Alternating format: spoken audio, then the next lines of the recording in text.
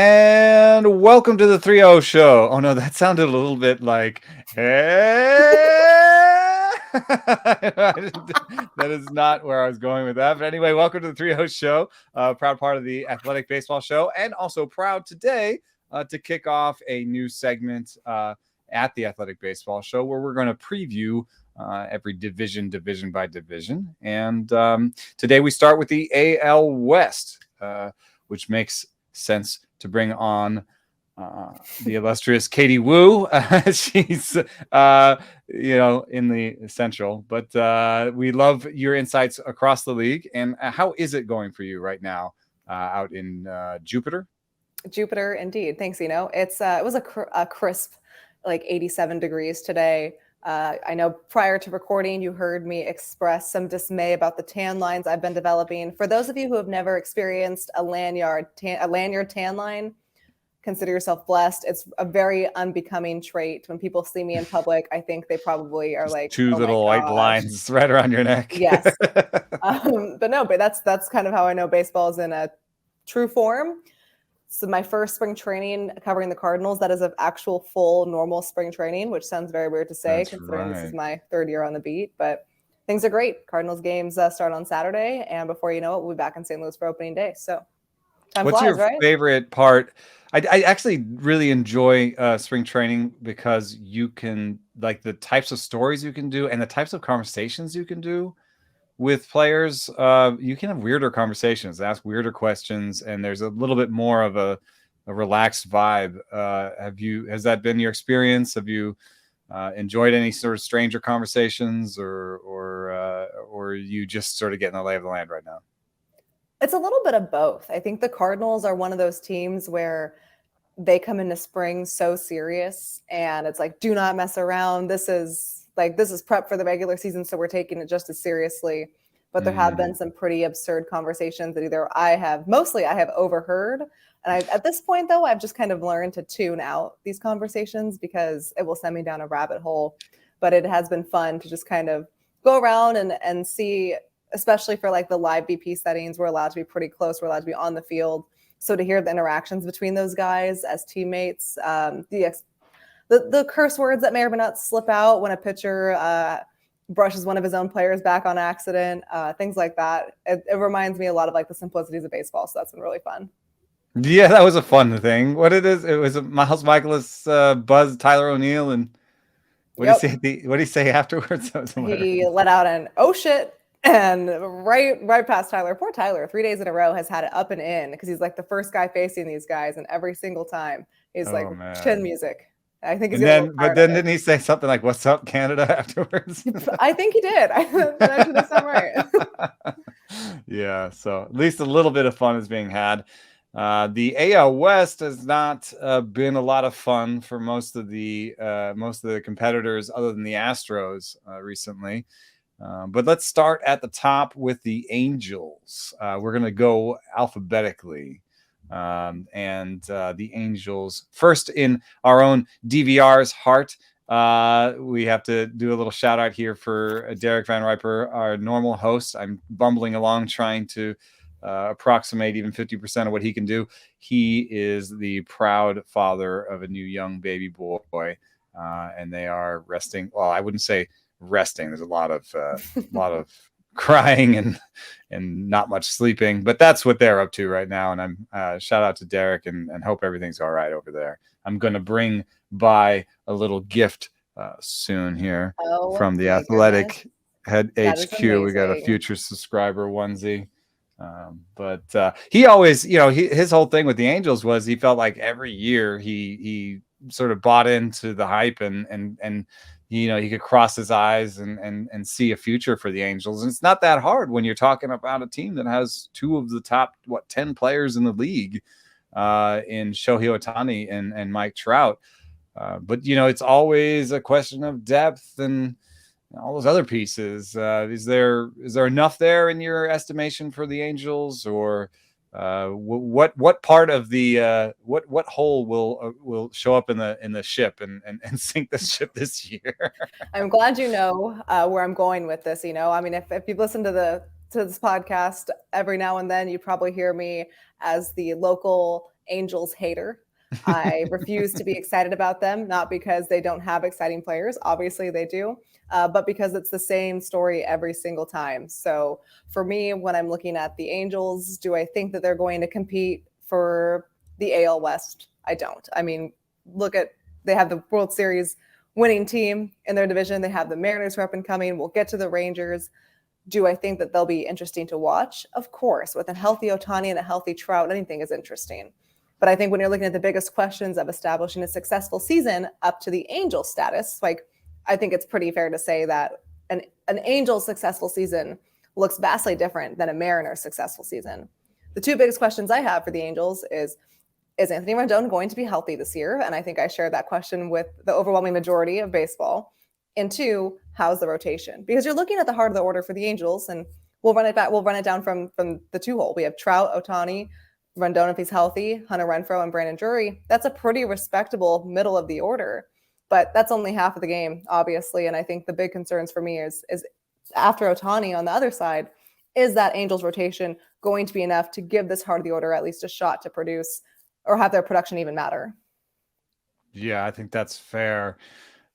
We've shined the spotlight a lot at shortstop in the past, and we've faith casted probably every free agent shortstop onto these Angels so far, and they've decided to kind of go with the flotsam and jetsam approach. I don't know. That might be unfair, but I mean, with all the possible free agents that could have signed in Anaheim, the depth chart now reads Luis Rengifo, Giovanni Urshela, David Fletcher, Anthony Velasquez. I think Velasquez might be the only true shortstop of the four, and defensively.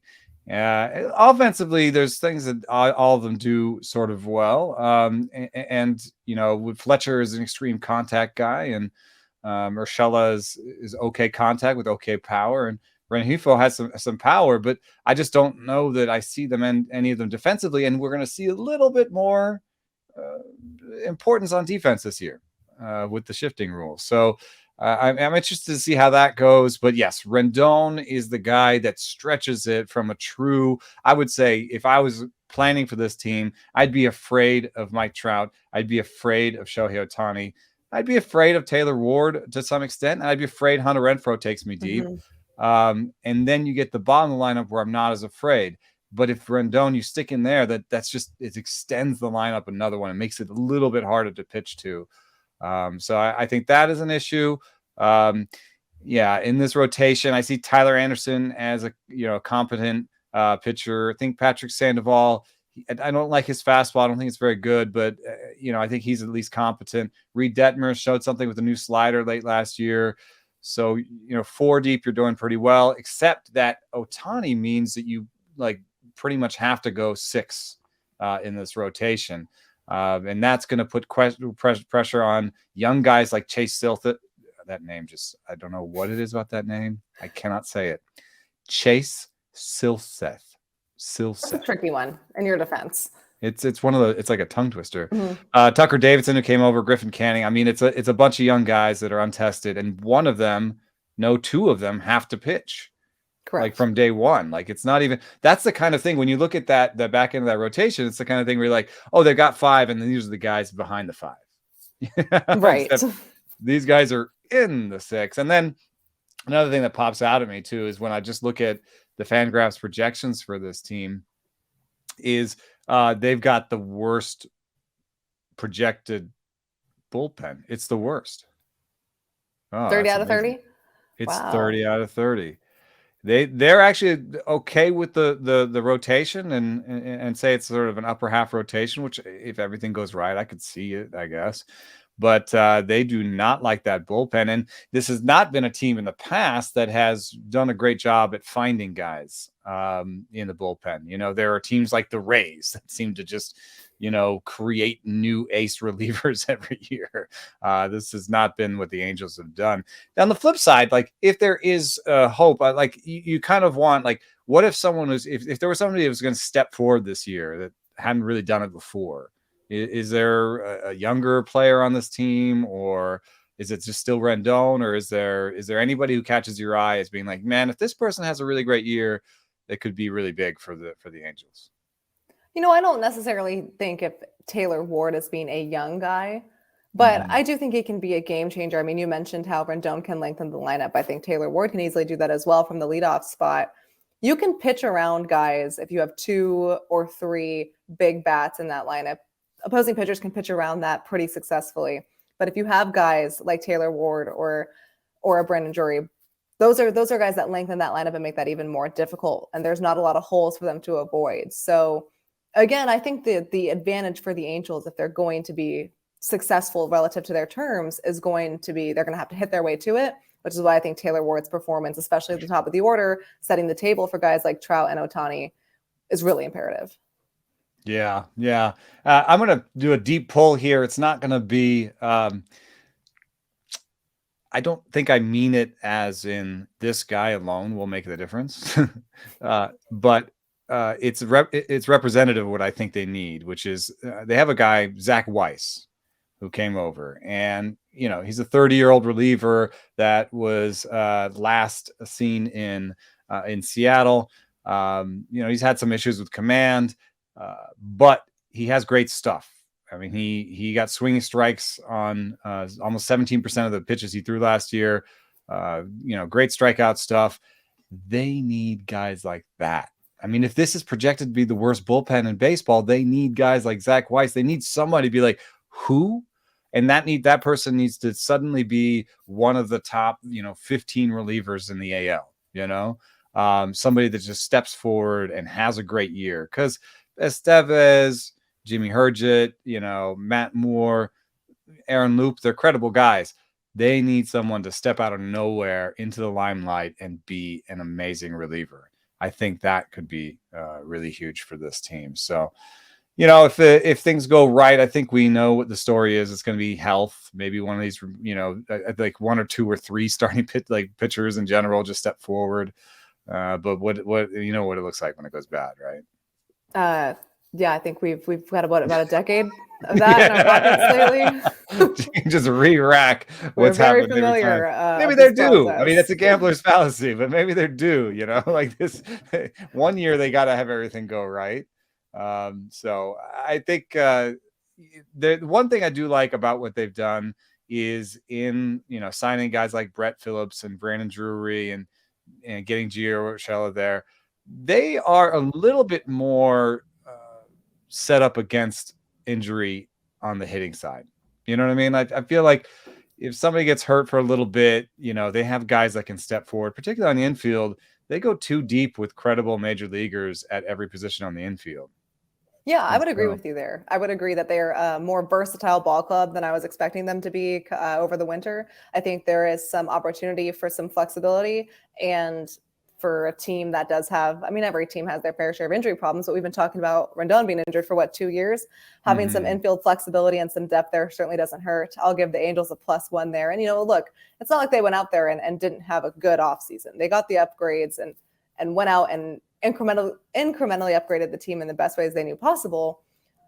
It's not going to be enough, and I don't think anyone was really expecting that, but at least there are certain areas where Angels fans can kind of take a deep breath and say, okay, there is some flexibility here. We do have some versatility here. There is some depth. There is somewhat of a game plan if things start to inevitably go sideways. Yeah, and maybe some young names. Silthus himself actually has a pretty filthy splitter. Oh man, that's a whole sentence that I'm going to screw up like 8 different ways. And Griffin Canning has a really good breaking ball if he can be healthy. So there are some young arms, and those are the guys that'll take them further. Alphabetically, we move on. The next team in the AL West. Oh, look at this. Our champion Astros. 0 to 100 real quick. Yeah. I don't even know how to set this up so much, because they just seem like such a juggernaut. And every time that we've said, oh, this person is leaving and this person is leaving, I guess I'm going to put it this way. How much is the Justin Verlander departure going to hurt this team? Do you think they have what it takes to overcome that issue, that letting him go? There's a really good stable of pitchers, but Do you think that is going to be finally the one way? Like, oh, maybe they really should have kept him. Right, yes, the Astros do have a pretty stable core in their starting rotation. Losing Justin Verlander is still losing Justin Verlander. He's one of those rare types of pitchers where there is just not a replacement unless your name is maybe Jacob deGrom, but that's for a different team in the division. Right, yeah. I like the Astros rotation. I like pretty much everything about the Astros, but that's no bold proclamation considering, they just won the World Series. So not exactly a hot take. But what I did notice about the rotation for the Astros, so they had 4 starters who are pitching in the World Baseball Classic this year. That's Framber Valdez, Christian Javier, Luis Garcia, and Jose Urquidy. Those same 4 guys all reached career highs in innings pitched last year. If you add the regular season and the postseason together, obviously the Astros went very deep into the postseason. So we are counting on these guys to go out there and perform high leverage innings in March. And this is no mark on the World Baseball Classic. I'm a huge proponent of the World Baseball Classic. No, but it's something weird to keep timing. In mind, right? Isn't it weird timing? I mean, some of these guys are coming to camp throwing 80% of what they can throw right now. Exactly. So that is what has me slightly reserved about the rotation is the innings limit. I mean, you're asking these guys to come out here already on short rest after pitching in an international tournament after they just, all 4 of them, established career highs last season in innings pitched. Yeah, we just got some bad news that Lance McCullers Jr. had a forearm strain that he's going to have to sit down from and rehab. And he thinks he might not be there for the beginning of the season. There's some opportunity here. Hunter Brown is a really exciting young pitcher. He looks almost identically like Justin Verlander and has built his game on him. However, he's just shorter than Justin Verlander, and I'm not here to shame anyone for being short, especially someone like Hunter Brown, who's exactly the same height as I am. But that does have some meaning that his ball doesn't, come out at the exact same place as Justin Verlander. He doesn't have the exact same movement as Justin Verlander, but he does have a 91 mile an hour slider. And actually this best pitch is his power curve. So, there's a lot to like about Hunter Brown, but it is interesting to bring out this other stuff because, teams use 7 starters every year heavily. And they use 10 starters on average throughout the year. So with Lance McCullers down, you're putting Hunter Brown in that rotation. Now you're asking those other 4 guys to pitch, pretty hardcore early in the March for them. What if one of them goes down? Now you're asking maybe Forrest Whitley to step in, who was a top prospect, but has had some really rough command and health issues. And, right. Has his own injuries history as well. So it's not like he really goes into that rotation if he gets there as an arm that they're 100% super confident about. Yeah, and they don't have what they used to have in the past, like guys like Jake Odorizzi or whatever. They don't have like a glue veteran that might be in the bullpen if everyone's healthy or, in the starting rotation when they need them. They're missing that. They lack that swingman, that 6-man swingman that seemingly almost every team in contention has. Yeah. I mean, you're looking at wanting to find a way to get a 6th starter on your active roster just so you can paper over, just missing a start, or you want to push a guy and give him an extra day of rest or whatever it is. They don't have that fungible arm, I don't think. So a little bit of an issue there. They also just happen to have maybe 2 their own sort of Angels duo of 2 of maybe the best 10, 15 hitters in baseball in Yordan Alvarez and Kyle Tucker. Kyle Tucker is actually pretty set up to take advantage of a lot of the new rule changes. He hits a fair amount of balls to the pull side as a lefty, and is also, fast, but not elite fast. I think he could really benefit from the bigger bases and the throws over. So totally could have a 30-30 season from him. Could have a 340 homer season from Yordan Alvarez if the knees stay completely healthy. So that's their rock. And then all the guys they produced over the years, Altuve, Bregman, Pena, McCormick, that's their depth. They add Jose Abreu. I mean, offensively, I don't know where to poke any holes in this offense. Yeah, I completely agree with you. I have 0 concerns about this Astros lineup. It's very rare that you look at a complete 1 through 9 lineup in baseball and think, okay, that is pretty much maximized as best as it could be. But that's how I feel about this Astros lineup. I mean, you hit on everyone. you look at that heart of the order, you're seeing Bregman, Alvarez. I love the addition of Abreu and Kyle Tucker, like you mentioned, and then Jeremy Pena, superstar of the postseason last year. I mean, Yeah. everywhere you look, that there's no really easy guaranteed out 1 through 9 in that lineup. Yeah, no, I mean Martin Maldonado maybe, but like every team's got. Sorry, I didn't mean to be rude to Martin. I mean he's a in fact, what's important about this is Martin Maldonado, really good arm, really good game caller. Pitchers really love throwing to him, really good framer. So just really someone that does everything but hit. And they're fine with that. Even where they have some, is Chas McCormick really going to repeat? Is he, how good of a center fielder he is? They do have their old Jake Myers, maybe recovering a little bit more from his shoulder injury and coming back. So there's something there for them, even in the places where they're in trouble. Mauricio Dubon is a great utility guy that's going to help them up the middle. So I think that they have some versatility baked in. In the bullpen, Presley's knee made him look a little human last year. But they are the team like the Rays that just pump out other guys. So even if Presley's knee hurts or his velo goes down, Rafael Montero has been a total revelation for them. Brian Abreu is the closer in waiting. Hector Neris and Ryan Stanek are these guys that are super wild but have super great stuff. So it's they go 5 deep in the bullpen. I think the only real question mark for us on this is rotation health. I agreed. Yeah, it's kind of hard sometimes to talk about the best teams. It's like they're good. What are we gonna say? They're good. Still good. They're really good. Okay, they're good. Okay. On to the next. Yeah, on to the next. And next up are the Oakland A's. And right back to 0. Here we go. Yeah, easier to talk about. That's fair. Let's we're being snarky and we're laughing, but let's say something nice about the Oakland Athletics first. You go first. Oh man, I feel like you did that on purpose. Yeah, okay. I did. Thank you so much.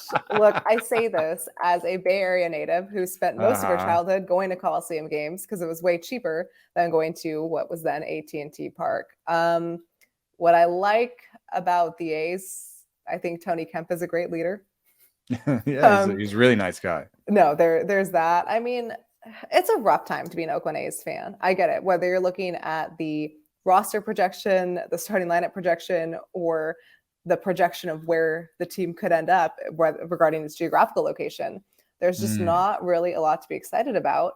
Something the A's, and even when you look at their farm system, it's ranked pretty low. I don't know. Maybe Ramon Laureano can have a really stellar first half, and they trade him for some more prospects. Oh, look.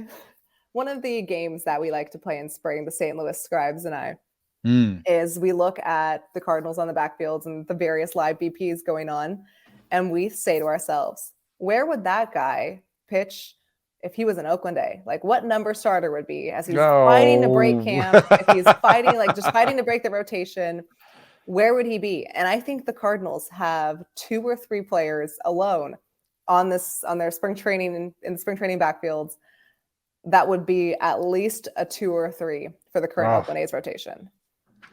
I'm gonna push back a little bit. Okay, let's debate. And I'm not gonna go to my model numbers or anything like that. I'm actually going to just point out that I think that they have starting pitcher depth. Okay. So you this is why it's only pushing out a little bit. You might be right about the relative quality and they could slot in. However, I think the A's have at least amassed like 7 or 8 number 3s and number 4s in a rotation. I would agree with that. So they have a lot of guys. And if I want to be more positive, I do actually think Shintaro Fujinami, I think there's something about his game that could translate better to the American game, in that he's a high stuff, low command guy.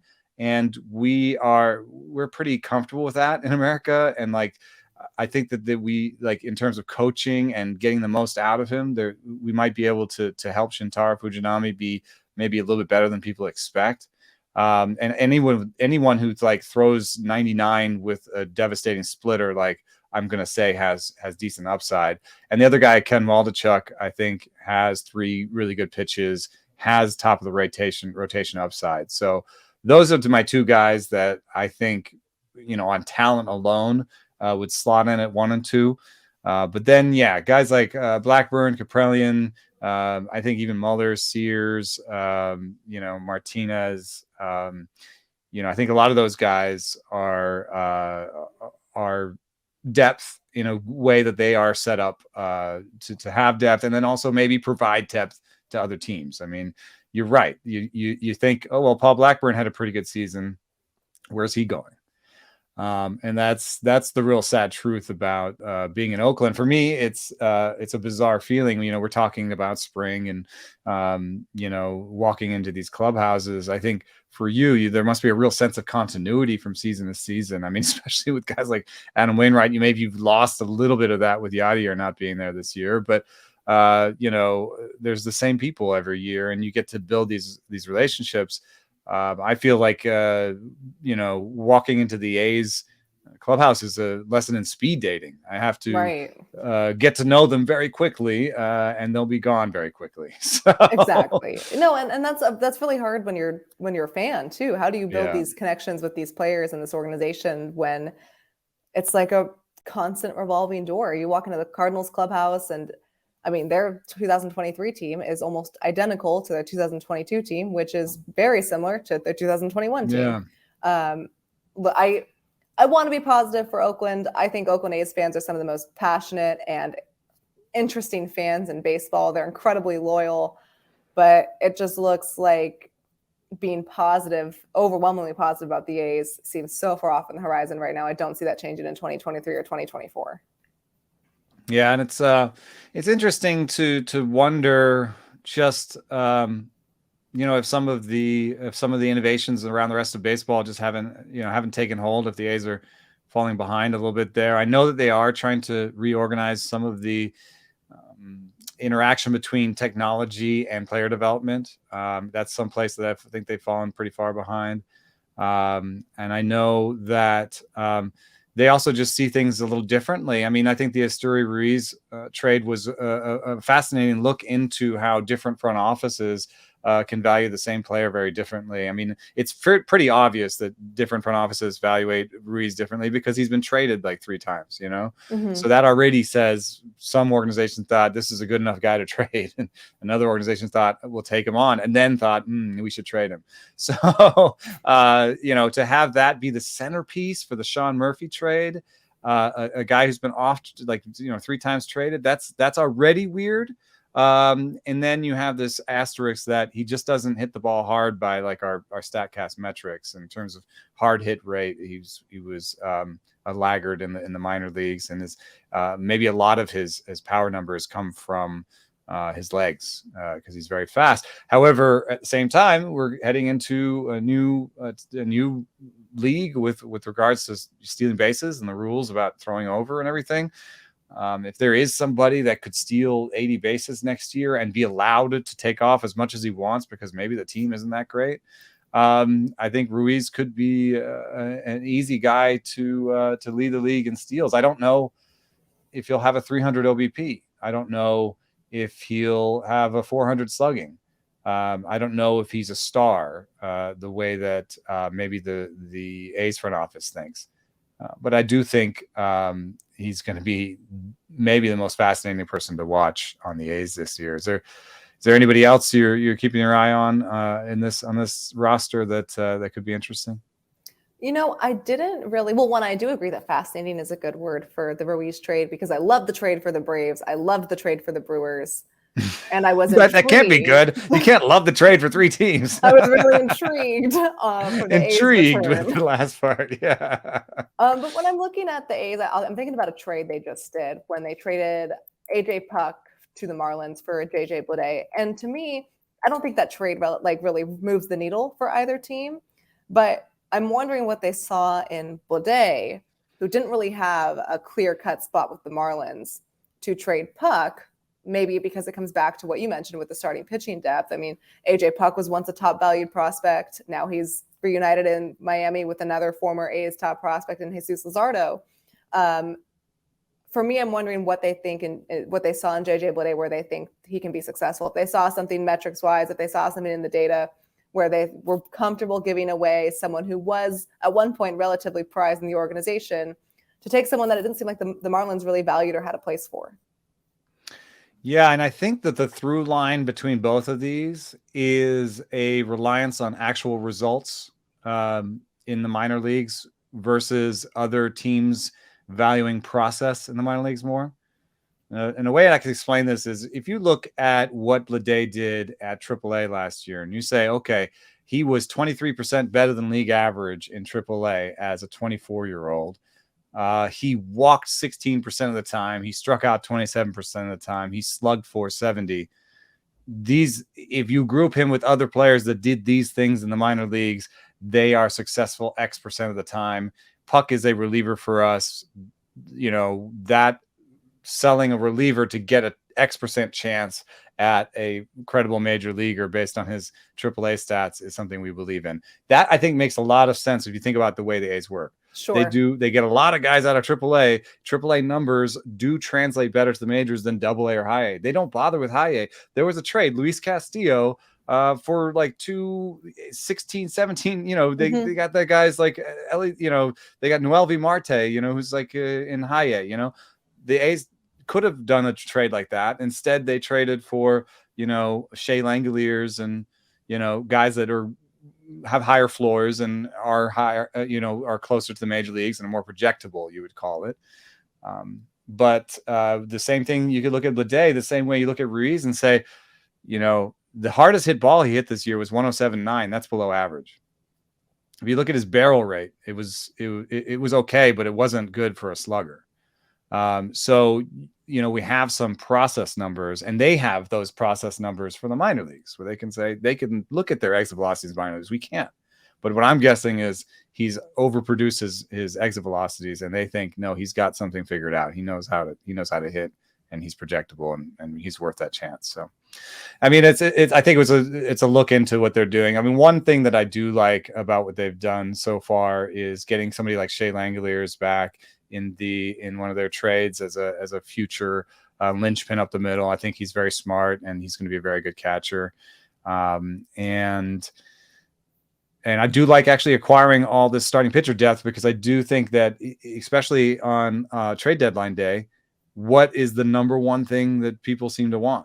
It's starting pitching. I mean, you can find anything that you want at the trade deadline except starting pitching. It has consistently been the highest valued position. The market is always favoring the sellers at the trade deadline regardless, because at that point, teams that are willing to trade are usually desperate to win. And we've seen the demand for starting pitchers at the trade deadline. I mean, look, thinking back to 2022 when the Cardinals traded for Jordan Montgomery and Jose Quintana, that elevated their season. But it's not like it came without a cost. A starting center fielder in the major leagues is a Gold Glover, right? Yeah.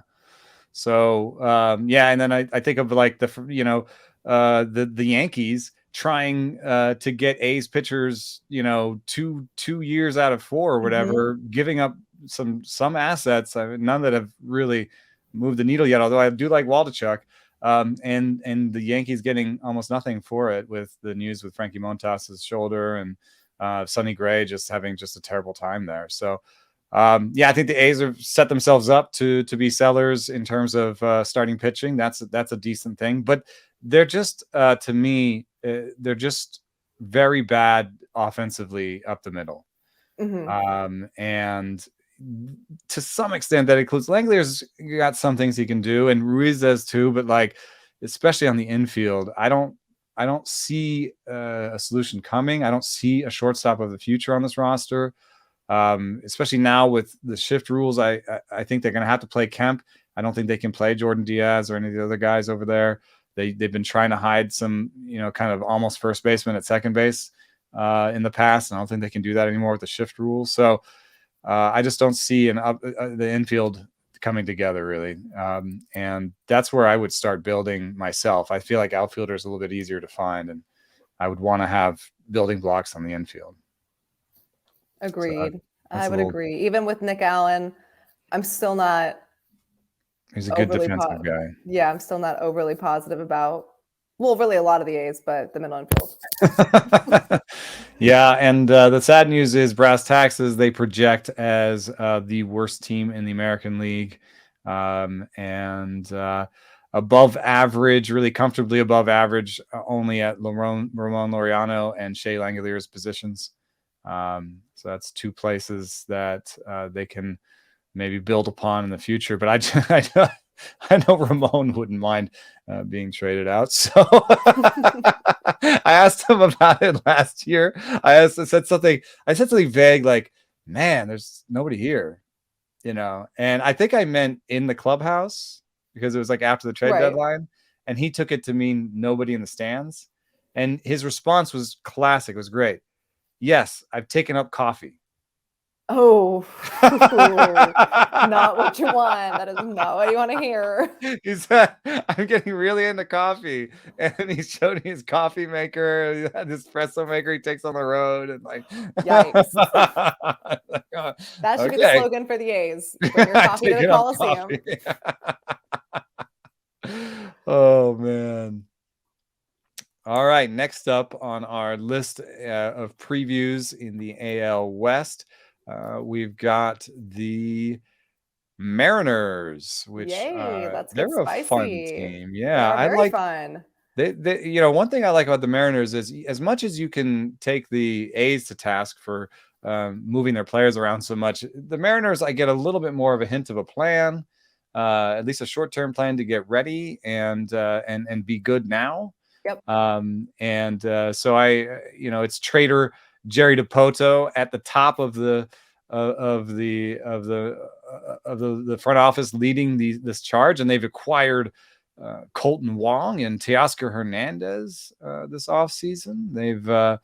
They've added Luis Castillo at the trade deadline last year, and then I think and AJ Pollock. Let me not forget him. And then their farm system has been really good at developing pitchers. Most recently, which one of these new additions to the Mariners do you think is most crucial? I'm going to take Luis Castillo back off that offering for you real quick. I'm talking about just this offseason. None of them are really big names, although maybe Teoscar is, and maybe that's the right answer. But is there somebody that do you think is going to be crucial for this team? I'm torn between Teoscar and Colton for different reasons. I mean, Colton Wong has been one of the most consistent defenders at second base over the entirety of his career.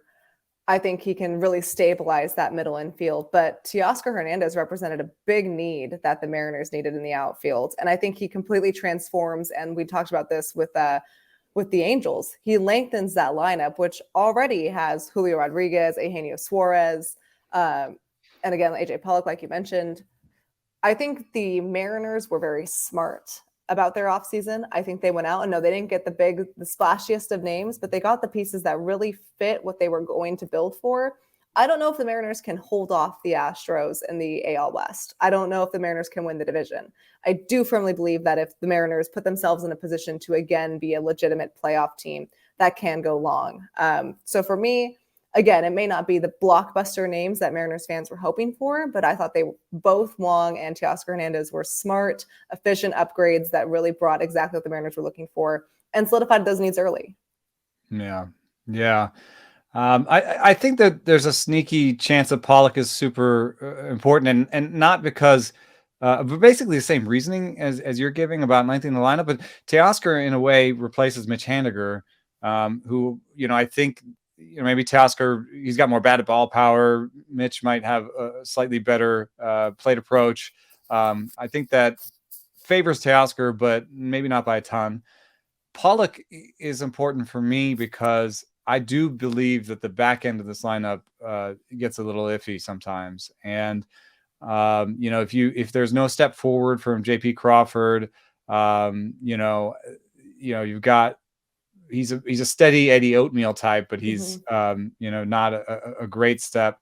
You're not a great offensive piece. And then Jared Kelenic, he needs a really big step forward to become even an average offensive piece, I believe. And so that's two positions that aren't normally negatives. Now, Julio Rodriguez being a center fielder that's so great offensively, that does put them ahead of the game. Maybe they can afford J.P. Crawford to be just whatever he is, you know.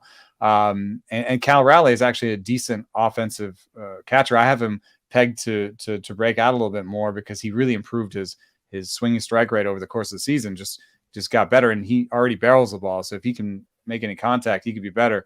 But you know, there's not a lot of teams that just have like a 0 in left field. You know what I mean? Like offensively, it's usually a place that you find somebody that can play, that can hit, and you put him there. So you know, Pollock kind of stepping forward or just regressing to better days, or Jared Kelenic taking a step forward. That to me seems like a bit of a it seems dramatic to say it this way, but a bit of an open wound. It's like when I look at this depth chart, I'm like, yes. Oh, left field. What are we doing here? No, and I think that's fair. I think that's fair based on what we talked about, really, about how they're projected to be a legitimate playoff team. But playoff teams can get exposed if you have that one weakness. But one thing I do really like about the Mariners is their top three of the rotation. Right now, if you look at the fan graphs and their projections of the starters, the Mariners have 3 starters that are projected to have a sub-4 ERA and post 170 plus innings this year. Though that is Luis Castillo, Logan Gilbert, and Robbie Ray. And as we've learned in our journey through the postseasons over the years, teams with solid starting pitching will make it farther than teams without it. And obviously you have Luis Castillo, an established ace there. I like what Logan Gilbert's done. I like Robbie Ray here. And you're looking at other guys in this rotation too. I know George Kirby, Marco Gonzalez may not move that needle all that often, but when you have those 3 guys that I mentioned with the projections that they do, you suddenly feel a little bit more confident that if you're looking at a playoff team, you have the guys that you want to consistently be able to toe the rubber. Mariners were a really good team last year. To be a good team in the playoffs, you have to have surefire starting pitching, and I do think they have that at the top of their rotation. Yes, I absolutely love this starting rotation, and I think that the Fangraphs actually doesn't have it really correctly. They've got them as sort of a middling starting rotation. I don't see that at all. I don't either. See this as a top rotation. And I think part of that is Luis Castillo is in undergoing a little bit of a transition from a changeup sinker guy to a fastball, a 4-seam slider guy. But he has all 4 in his bag, and he's been so consistent. And I know that he's not ever necessarily a guy that has popped for the Cy Young, but if you're consistently a top 10 or top 15 pitcher, that has a lot of value too. And that's just a lot to bank on. I can bank on Luis Castillo. If I want upside, I think Logan Gilbert and George Kirby have it in spades. Logan Gilbert has a really, really good fastball, and he's tinkering with it. He came to camp with a new splitter, and he's always got a new slider, but one of those is gonna really tick and feed into that fastball, and he can be a power pitcher. He loves Justin Verlander, and I think there's some chance that he becomes a Justin Verlander type. He has that good of a fastball. And then George Kirby is Aaron Nola for me. He's got amazing command. He's elite command like Aaron Nola. He has developed a breaking ball like Aaron Nola. It's not an exact in terms of mechanics or looks, but it is that sort of elite command with developing stuff profile that I think is a top of the rotation guy. Now, Robbie Ray and Marco Gonzalez are your veterans, and I think that they're fine for what you need them to be. And then we talked about having a swingman on your roster. Chris Flexen is that guy where he's going to be in the pen, or he's going to do some starts, and he's just going to be there. Would you say he could Flexen between the rows? Yeah, that's right. Oh man, that was right there for me. But and then even have Emerson Hancock as a young guy that can come up and if someone gets hurt. So I think that, and then that relief squad is nasty. I'm looking at those guys when I'm looking at guys like Andres Munoz, like Diego Castillo. Like these are guys that I think through all the teams that we've talked about in this division, I would give the advantage to the overall pitching staff to Seattle, no question. Yeah, I mean, I think I mean, to pick anybody over the Astros, you get a little sweaty under the collar, but I mean, Andres Munoz, 100 miles an hour with a 90-mile-an-hour slider. Paul Sewald is the funkiest pitcher on any of these rosters, and nobody can seem to see him right. Diego Castillo throws real hard. Matt Brash is coming to town this year with a cutter, which will help him even if he's in the pen. Penn Murphy is this weird sidearm guy. I mean, I actually love this bullpen so much. I actually went and visited them when they were in Modesto. And so I got to know much of this pen in Modesto, and they just fit together so well, and they really liked each other, and they liked the starting pitchers. And I think there's a little bit. You remember when the Royals came up and they just had all been in the minor leagues together? Yes. You know, I don't think that I get that feeling so much on the hitting side for the Mariners, but I definitely get that from the pitchers, where Logan knows what Kirby's up to, you know. And we'll make a comment about, you know, oh, have you seen what Kirby's doing with the slider, you know?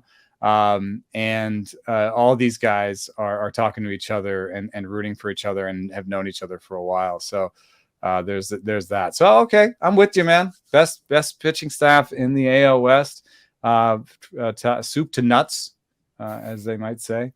The lineup, I'm going to have to see how Colton Wong deals that. You know, one of the things that is so tough too is this Park is a little bit of an issue. I think Park plus injury kind of chewed up Jesse Winker last year. Sure. And it's done it to other players too. So every time you kind of bring a new player here, you're a little bit nervous. Like, can Colton Wong still get his 10, 15 homers and you know, be a plus offensively? You know, he also was one of the largest drops in year-to-year defensive stats I've ever seen.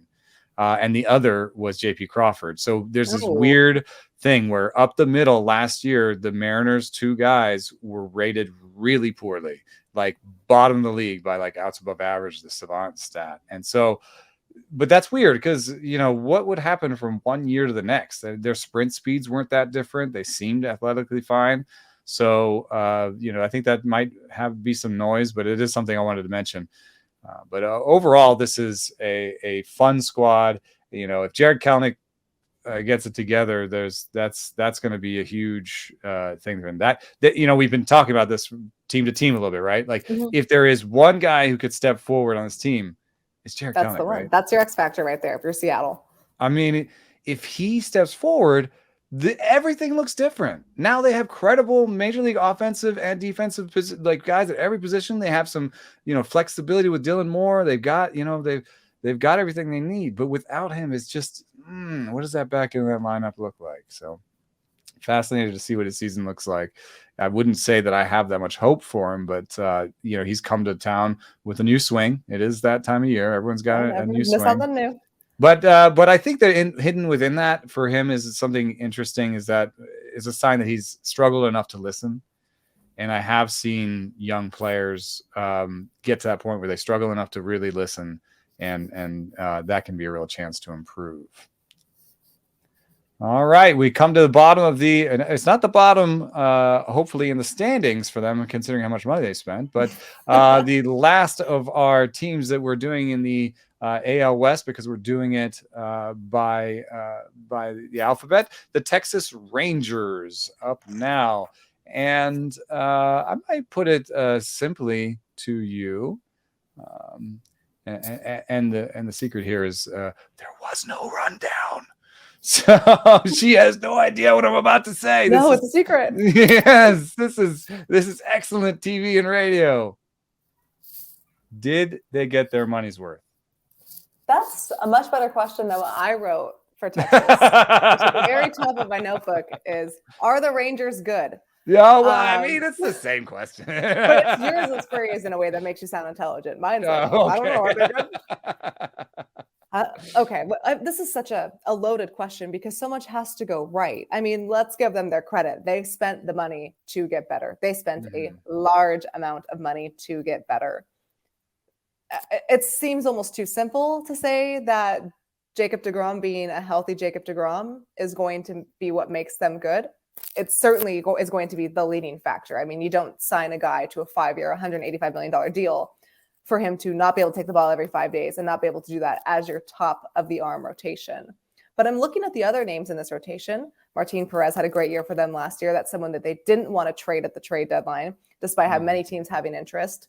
They got John Gray, they have Nathan Eovaldi and Andrew Heaney. It's formidable. That kind of rotation can hang with a rotation like Houston and Seattle's, I believe. That again, all in some, pitches. is it better? Like, it's if you got 120 innings of DeGrom, is that rotation better than the other ones? I think you need a little more from DeGrom. I think you do. I would say maybe 140, and that would be a baseline. I mean, it's a great rotation. I think through and through, it's pretty solid, but it's no secret who they're relying on to be their ace. And there's a lot of teams with a number one that isn't necessarily an ace. They may refer to them as their team's ace, but when you're looking at what makes an ace caliber pitcher, that's Jacob deGrom. So for me, the first thing that we need to establish about the Rangers is Jacob deGrom going to be that premier top pitcher in baseball for them, top 5 pitcher in baseball for them? Yeah, but I think the other main question is their farm system going to produce? I think mostly bats that can fill in the gap, because they put a lot of pressure on this roster with the acquisitions in terms of you need some cheap guys too. Mm-hmm. I mean, I don't want to get into the politics of baseball spending, but I don't think there's a team that spends as much as they've spent up the middle everywhere in their lineup. And I mean, the Mets might be close, but like, I don't know if that's on the table for the Rangers. So if that's not on the table for the Rangers in terms of, spending really big at every position, they really kind of need Leody Taveras take a small step forward. They need Josh Young to be a cheap third baseman for them, even if he's not a superstar, to be a league average player on the league minimum, to prove, for Nate Lowe to prove that last year's second half, where he was so much better than he was in the first half, to prove that was real. Yeah. For Jonah Heim to prove that what he did last year was real. So guys like Robbie Grossman's been in the league for a long time. Is he going to blow the box score open? No, but if he can be league average, then you suddenly feel a lot better, just like you said about multitudes of those guys, about the overall length of your lineup and the depth of your lineup. Because you look at guys like Corey Seager and Marcus Semien leading the top of the lineup. Yes, they had some pretty significantly low batting averages in their career last year at the top of the order, but they're still getting on base. They're still slugging home runs. That only works, though, if you have length throughout the rest of the lineup instead of just your 1 and 2. You can't consistently rely on your top 2 guys to produce all of your offensive numbers. So I would agree that those guys that you mentioned and the younger, cheaper talent, if you will, needs to be able to produce consistently, because I guess maybe if you're Steve Cohen, you basically can't really just keep spending money and getting these ridiculous contracts and hoping that it'll all click together at one point. Yeah.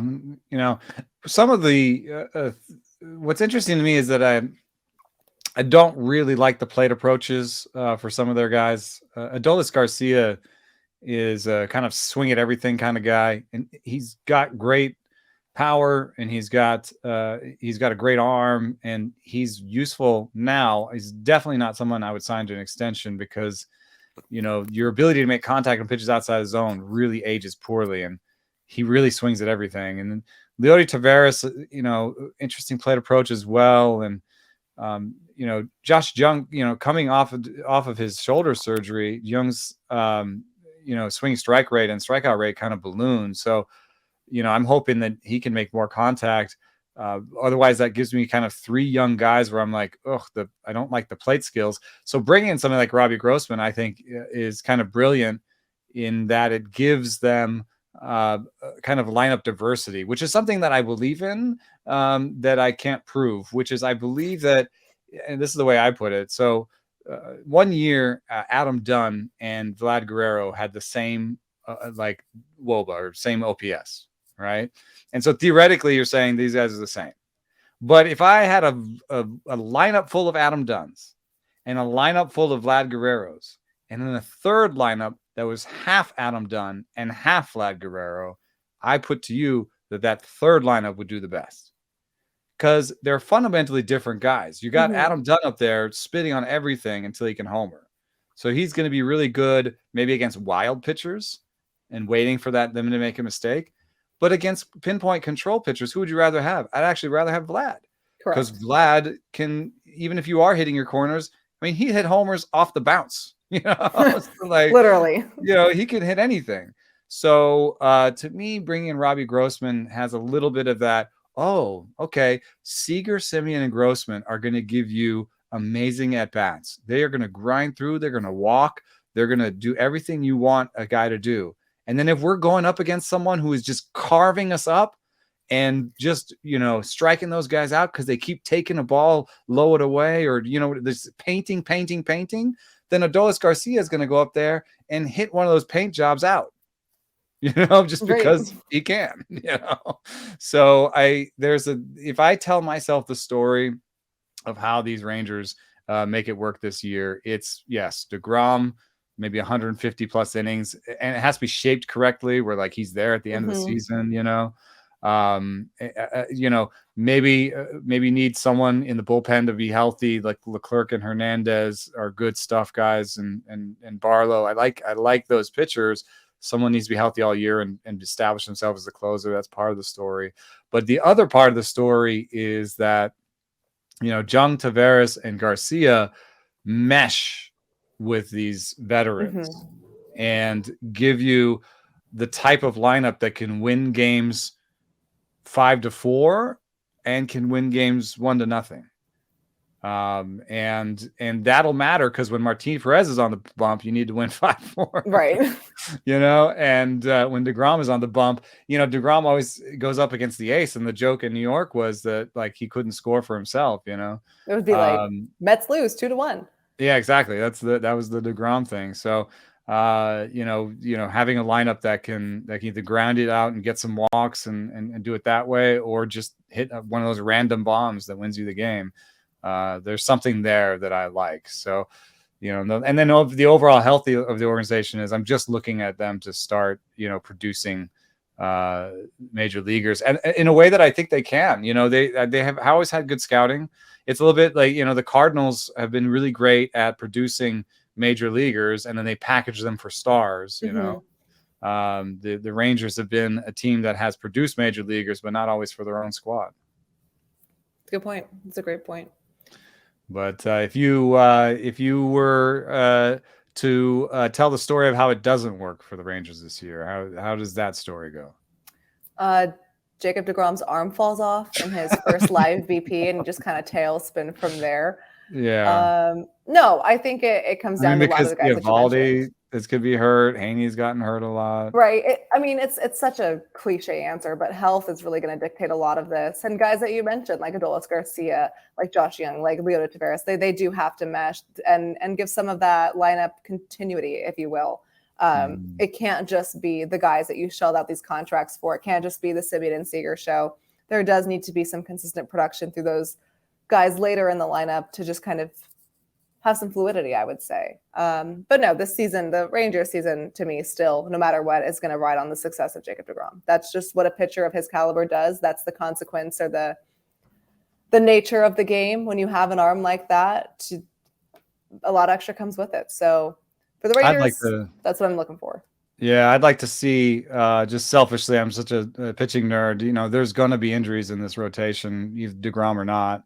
And I would like to see a young Texas Rangers starting pitcher just blossom. You know, I don't know. Glenn Otto has some nice things. You know, there are some guys in that organization. Jack Leiter was a high pick that, you know, I think is come to camp. I'm hearing he's pitching well. But he had such a really terrible year last year, and there hasn't been that development of internal starting pitching that I think you see more success stories on the hitting side for their development. I think that developing somebody to step in when those guys are hurt will be huge for them, because they do have Odorizzi. They actually have. They do. Speaking, I saw him. I was like, oh, you're looking at that swing guy. You didn't have the Astros, didn't have him, but the Rangers sure do. Yeah, they're going to need him, but I think they might also need a young starting pitcher to step forward. And so that's going to be the story for the AL West this year. We've got it from top to bottom, soup to nuts. And thank you so much, Katie, for helping us out this week. And we look forward to hearing more from you from camp. If you'd like to subscribe, you can do so at theathletic.com baseball show /baseball show. And the offer is $2, $2 a month. And for that, you can get Katie's excellent writing on the Cardinals, as well as all the fantasy baseball stuff that just came out. The draft kit just came out. I've got 10 young bats that are going to break out. Mr. Lars Nootbaar is one of the 10 Media bats. sensation. Media sensation. And thanks so much for listening.